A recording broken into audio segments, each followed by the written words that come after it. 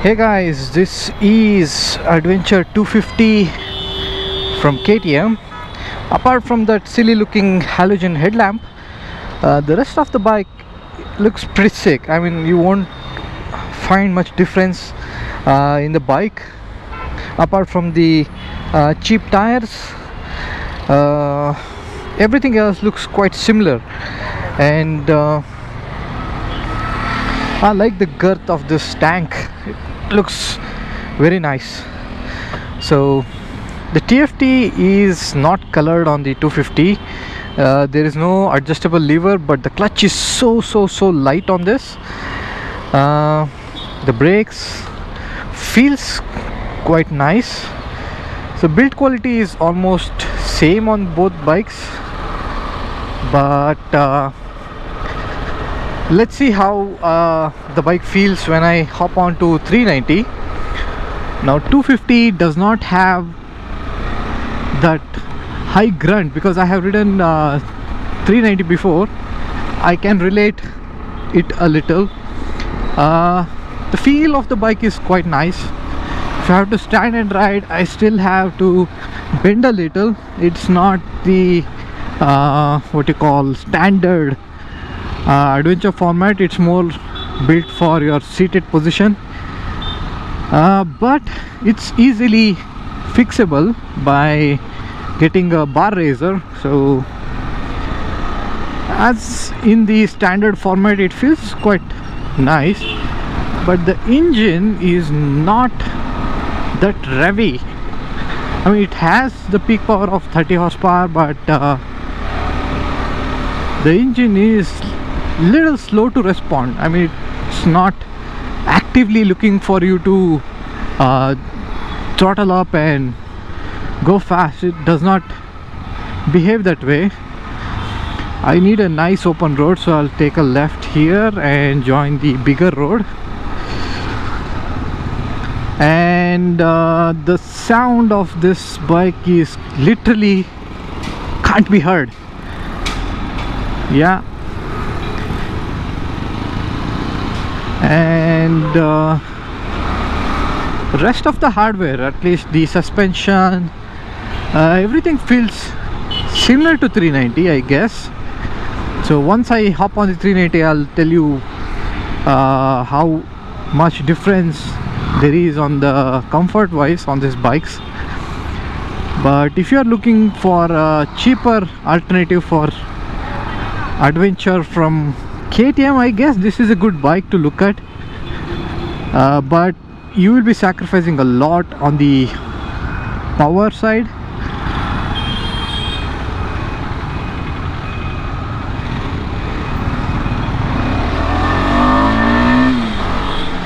Yeah, it's way too linear for a single cylinder. You should at least feel some kind of rush once you hit that 4000 rpm mark, but it is not showing any signs of rush on this bike.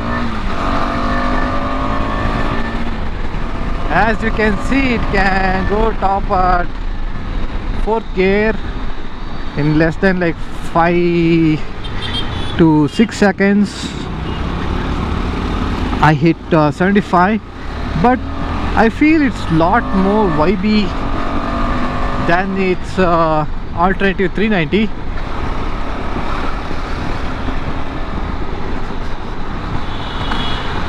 But it's kind of a nice replacement for a less expensive KTM. But still, it kind of lacks the character. At least when I rode the Yezdi Scrambler, I felt kind of a gush, that urgency in the bike, probably because it has 4 Newton meter more torque than this bike. So that's there, and let's see how well it can jump this speed breaker. That's what I like about the adventure bikes. The long travel suspension makes it quite easy to jump over the small speed breakers and potholes with ease. The bike will not stutter. or struggle to jump those potholes.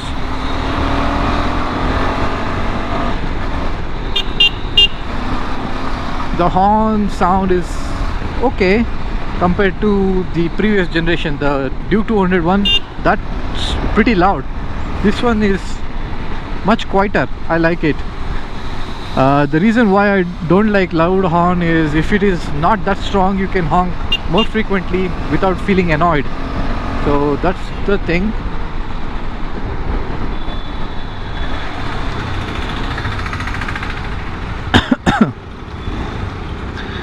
All right, in this short spin I basically did not feel even a little bit of rush of riding a KTM, because KTM bikes are always so peppy and much punchier in the lower end of the RPM, and that's what makes it such a nice bike to ride.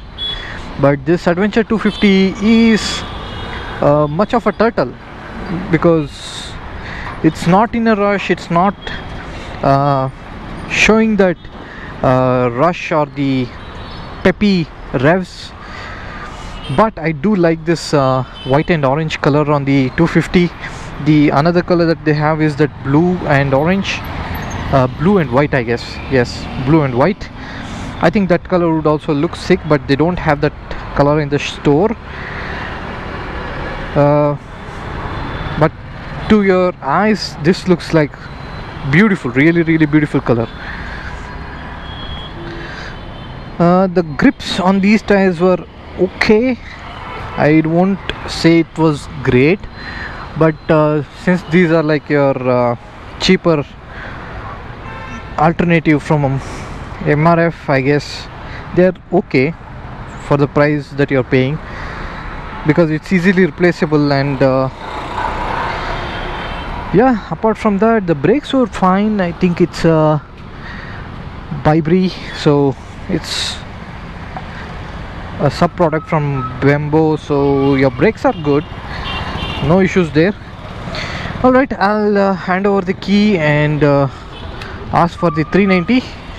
Alright, back to the bike, and this is Adventure 390. So first look pretty much looks the same, apart from the nice LED headlamp. Yeah, if you purchase a 390 and you want to get a new headlamp, it's going to cost you around 15,000. So it's not like you can't make your 250 look like 390, but just making it look like 250 doesn't mean that it will make it more powerful or more comfier. All right, I think it's 390 is little bit heavier than the 250, because as soon as I sat, the bike kind of sagged down, and I don't know whether the oils are different in the fork suspension, because that did not suspend quite easily.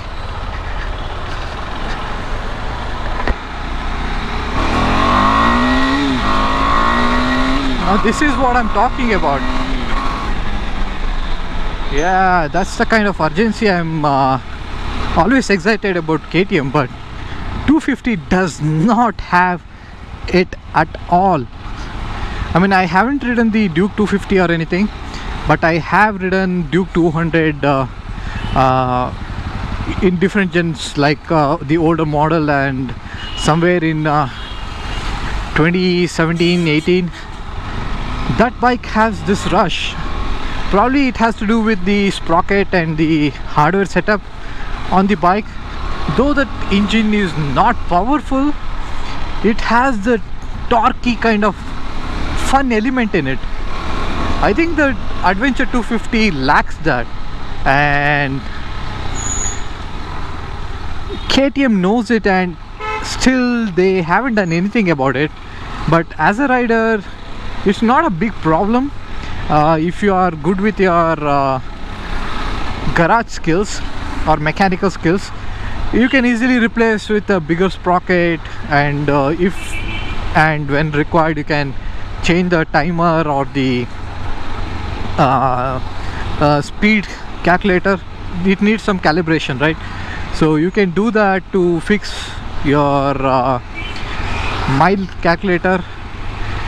So those are things that you will have to invest more on the 250, but as a stock I guess this bike is much gruntier and has that fun part element in it. See, that's the gush I'm talking about. And since this is a BS6, the last time I rode 390 was a BS4, I guess. Since this is BS6, even the muffler on this do not have any sound in it. All the noise that I'm hearing is from the engine right below this tank. So yeah, the only grunt I'm able to hear is from the engine. So if you are somebody who likes that grunty exhaust or the muffler sound, you will not find this on this bike. What you can do is go for a aftermarket exhaust, or remove the cats on this and use the stock muffler. That way there will be more airflow and give you that noise of the exhaust.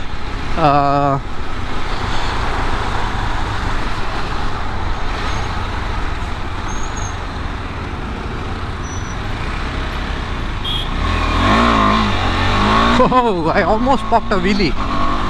Yeah, that's what I'm talking about. Like, if you like that peppy grunt and jump on the bike, you should definitely go for the 390. Yeah, you'll be paying 1.5 lakhs more on this. That's kind of sad, but I guess that's a marketing strategy, right? If you want big power, you pay big, and they always keep these power variations in such a way that people will obviously go for 390 rather than going for 250. I don't know, I might be a fool, I'm talking some nonsense, but that's how I feel about it. But 390 is definitely a way to go if you are looking for an adventure bike with tons of power. Right, so the newer model of this KTM 390 has ride modes. That's a plus. And I don't think they have much difference in the power compared to as they have on this.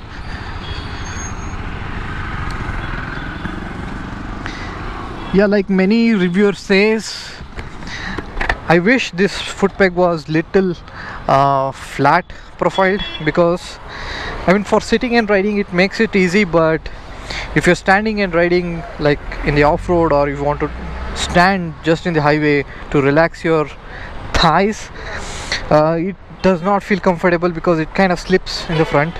But apart from that, nice bike, I like it. And let's see what else I have.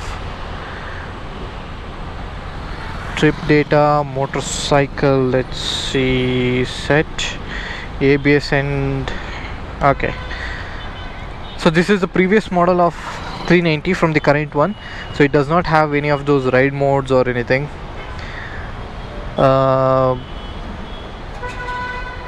You just have this ABS mode, which you can set to road or off-road,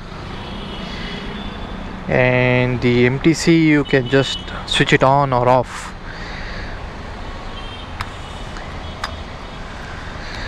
Alright, these tires feel much more grippier on the road. The bike feels a little bit heavier than the 250. Apart from that, they pretty much looks the same. But I can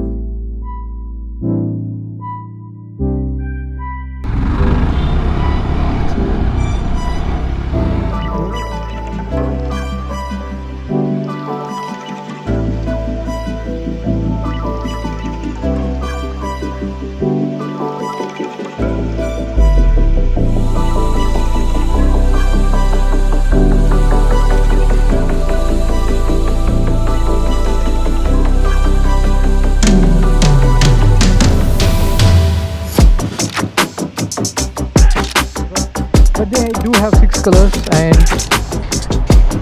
I like those three which I saw earlier.